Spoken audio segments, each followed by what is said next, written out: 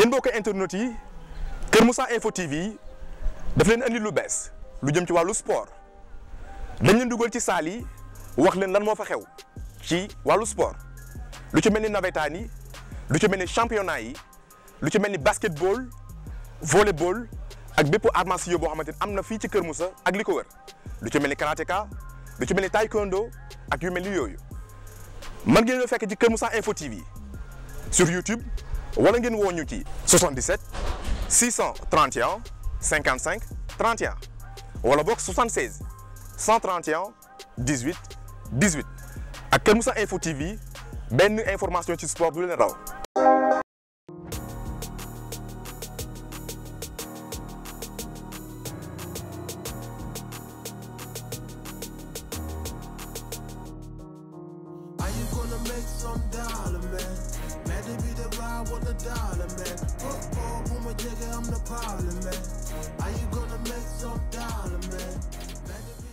waaw ñu ngi leen di nuyu di leen ziara di leen ñaanal yàlla waaw man coach Laye laa tudd dëkk à Kër Moussa nekk ci référence basket club de Kër Moussa mu nekk benn centre académie bu nga xamante ne ñu ko créé en 2006 avec ay collaborateurs yu nekk ci dëkk bi bëgg sport di ko def mu nekk loo xam ne nii étude sport moo tax ñu créé ko boobu ak léegi yàlla mu ngi ñuy dimbali ñu ngi ci di liggéey ak xale yi. di ñaan yàlla mu defal leen jàmm defal ñu jàmm ci lépp loo xam ne ni dañ koy liggéey. waaw début bi xawoon na compliqué xawoon na métti parce que ngay commencé un projet bu nga xamante ne nii basketball la ñu bëri comprendre ñu ko situation yi doon na compliqué dañoo commencé ci ay daanaka ay 5 élèves mais tey ji tey mën nañu lim ne am nañu dans les 100 et quelques élèves kon loolu sant yàlla la. ñoo ngi promouvoir li nga xam ne nii mooy basket bi ak li nga xam ne nii mooy sport étude bi donc loolu mooy li nga xam ne nii moom la ñu war a def ci avenir bi mooy ndaw ñi donc ñu dimbali leen ci loolu moo waral création bi ak yooyu. ok ci côté coaching nit ki saa yu ñëwee rek di soog a gane si day doon un débutant si kaw noonu mu nekkee débutant da ngay defar yar bi soo defaree yar bi ba noppi. nga soog a def ci moom sport parce que ku ne xam ne ne yar ak sport ñoo ànd aussitôt nga bëggloo ko li nga xam ne ni moom mooy am njàngam wala ab liggéeyam maanaam da ngay agencé ñaar yi mooy étude bi ak sport comprendre nga loolu mooy li nga xam ne ni noonu la ñuy liggéeyee bon ci catégorie yi am nañ fi ay débutants am nañ fi ay débutants yu góor am nañ fi minime am nañ fi minime fille minime garçon am nañ cadet am nañ cadette am nañ junior am nañ senior waaw senior bu jigéen daal laa xam ni moom amu fi d'autant plus que nekk nañ ci dëkk boo xam ne nii bu mel ni Kër Moussa xale yi ak mag ñi ñooyam bëgg nañ sport ku ne xam ne ni ñuy supporter sport waaw ñu nekkoon ci championnat bi ren mooy suñu première année championnat ñu dem yàlla dogal ñoo jël 3e ci poule bi à la limite dañoo mujj toog génne ci compétition bi loolu moo waral tey ñu ñëwaat à la base pour liggéey suba pour bu ñu demaatee déwén nekk ci tournoi monté bi parce que c'est pas évident aussi nga nekk benn club bu buy soog a dem championnat nga am ay victoire ci parcours bi waaw loolu la ñu ñëpp ji jaajëfale mais liggéey boobu dañ ko xeeb ñun yàlla dogal na dinañ ci gën a travailler ñu gën ci yokk liggéey bon loolu la ñuy ñaan yàlla. ok léegi waxoon naa la ne la xale buy soog a ñëw ngay focaliser wu ci yar ko d'abord bala nga koy jàngal quoi que ce soit léegi ci kaw loolu. yar bi dañ koy def nit ñu ko jàngale si kaw leneen li mooy comme li nga wax ci côté moyenne bi ko amul moyenne ci côté bi ngay jàngee doo basket comprendre nga dañ lay renvoyer nga dem wuti moyenne après nga ñëwaat ci centre bi soog a di commencer waat basket parce que soo amul moyenne mënoo basket donc loolu day tax xale bi nga xam ne ni moom bëgg na basket soo ne ko soo amul moyenne ñu si bëri si ñoom parfois dañuy font seen njàng ba amuñu moyenne mais suñu leen dàqee da ngay gis ne dañuy doubler sax moyenne bi ñu doon am kon loolu mooy solo bi nga xam ne ni am na ko ci côté éducation donc loolu mooy affaire bi. au fait matériel bi dañuy wax ne amu fi te nekk nañ ci ay situation yi nga xamante ne ni dañuy dem avec les moyens de bord ku nekk xam na ne nga yor ay 100 et quelques xale bëgg di taaba ay matériel loolu du sotti boo xoolee terrain bi ni mu mel nii gis nga ne lu bëri dafay manqué comprendre nga daanaka liggéey bi li ñu war a accompagner ci matériel musuñu ko am mais booy yi li ma leen wax chaque jour mooy boo amul mbir maanaam boo amul luxe da nga koy compenser ak jom boo amul li nga bëgg da ngay bëgg li nga am kon ci jom boobu noonu ñu ko compenser moo waral tey ñu ngi ci suñu 8 sorties yoo xam ne ni xale yi fii lañ jàngee basket dem à l'extérieur du pays ñu ñaan yàlla loolu mu dimbale ñu mu continuer comprendre nga donc moyens yi moom amu fi basketteur nag wala centre académie nag mënta dàq ki nga xam ne nii da lay indil moyen wala ki lay indil xam-xamam wala ki lay may alalam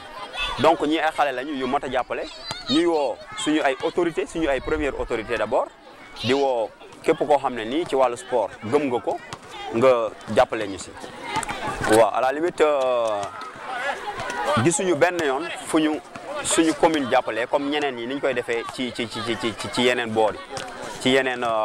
côté yi am na nit koo xam ne nii mënuñu koo ñàkk tudd muy monsieur Lota Ndiaye depuis club bi bu mu déparé moom mu ngi ciy jàpp ak ñeneen ñoo xam ne nii mën nañu bañ a tudd seen tur comprendre nga ku mel ni Daour Diakhaté ku mel ni Yankoba Diagne ak keneen ak keneen ñooñu ay bonne volonté lañ yoo xam ne ni ñoom dañuy jàpp ci seen doole comprendre nga waaw may saluer de passage di la wax ni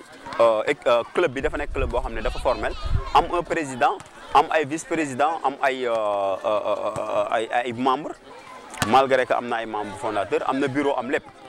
donc Boubacar Ba monsieur le président ñu ngi koy ziar de passage di ko jàll doomam ji nga xam ne dafa wàññeeku parce que dafa amoon dëj fan yi xam naa loolu moo tax sax fekkoo ko fi mais moom su musaan ñëw Sénégal rek day daal di ñëw comprendre nga noonu la fa affaire yi demee mais autorités yi moom dañ ñoo fàtte carrément dañ ñoo zappé carrément si niveau Kër Moussa. ok xam nga yëglu bi weesuwul su ma la waxee liñ fa dem boo ko xaymaa ëpp na 10 fois foo dem 10 fois nag jëlee woo fa njëriñ mieux vaut nga toog à la source nga liggéey nga am jom dem nañ fa demati fa yëglu nañ yëglooti mais sottiwul amul benn aboutissement kon donc liñ mën a def mooy ñu toog xaar comprendre nga. kon daal ngeen gën a yeesal. ñu gën a yeesal suñu ak jom di gën a yeesal yëngatu bi di gën a yeesal di ñaan yàlla aussi mu boole ñu ak ay autorités yu nga xamante ne dañuy gëm sport parce que sport ku nekk xam na ne moom moo mën a développer réew ku nekk xam na ne étude moo mën a développer réew donc yàlla mi ngi ñuy dimbali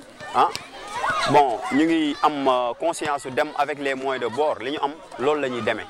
malgré que doyul mais ñi ngi ci liggéey bi boo xoolee tey ji xale yi normalement gis nga ni ñu bare ku si nekk waroon na mën a gàddu benn balam mais loolu si àdduna mosuñu koo am kon donc dañuy partager bal yi te partager bal yooyu noonu perte de temps la parce que ay ballon kese nga fi gisoo fi leneen dul ballon te basket nekkul ballon rek moo ko mën a def am na polo am na dossard war nga am élastique war nga am tous les matériels yi nga xam ne ni xale yi gis nga daal yi ñu sol baaxul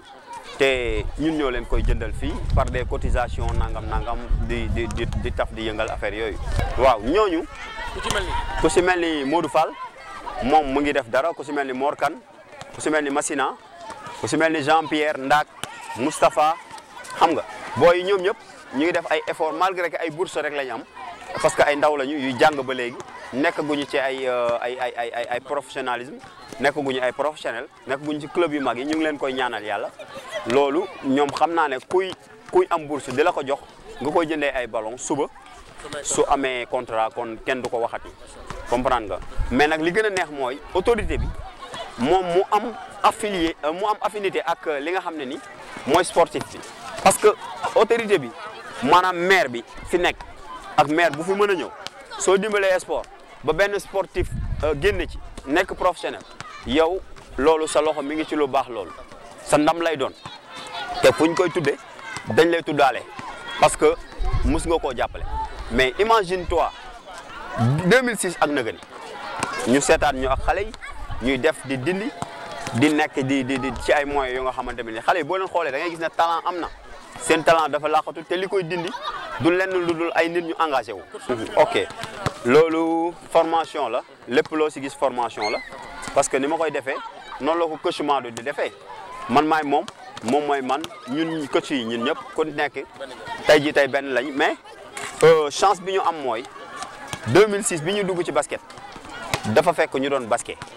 biñ nekkee ci basket ba comprendre lan mooy basket dañoo nekk di pratiquer xam nga formation bi gën a intéressant bi gën a doy waar mooy pratique ci pratique boobu noonu lañ nekk ci ba biñ sentiré ne nag Sénégal loolu moo fiy dox këyit moo fiy dox léegi dañoo dem wuti ay diplôme ñu dem def ay formation si bi ñu jógee formation du ñu dem feneen fu dul Kër Moussa bi ñu am on est revenu à la base di continuer liggéey bi ñu ngi si te ñun ñu ngi fi te xamuñu kañ la ñuy dem comprendre nga tant que yàlla dogalul comme li ma la wax ñu am ay réussite suñu amee réussite sax fi la ñuy des waaw kon ñun fii la ñu xam fii la ñu bëgg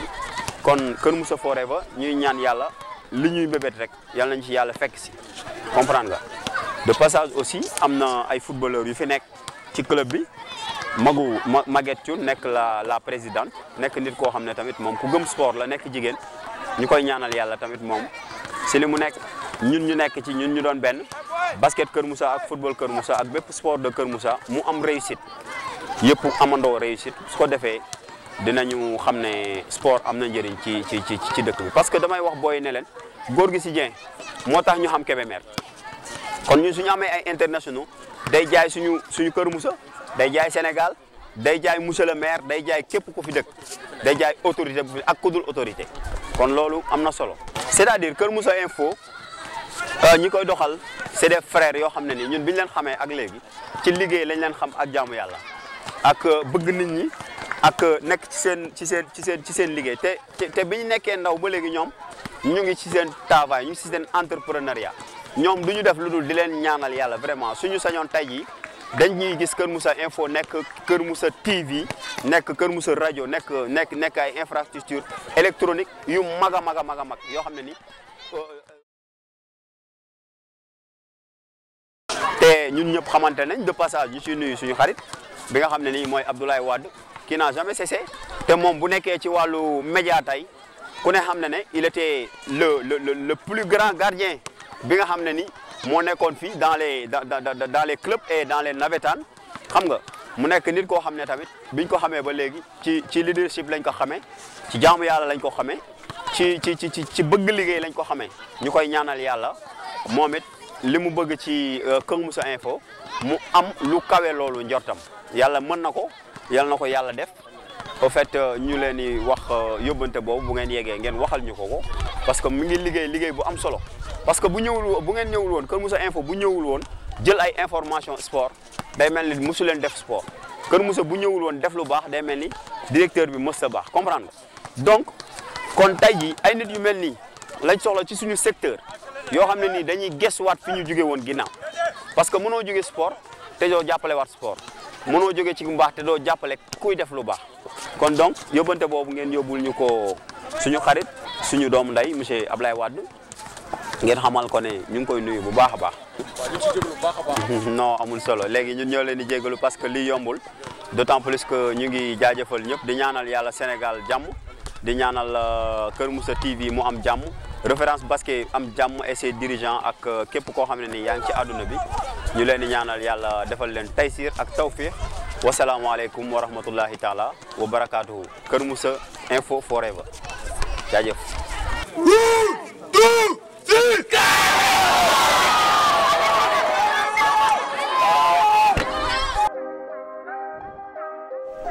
yéen mbokk internet yi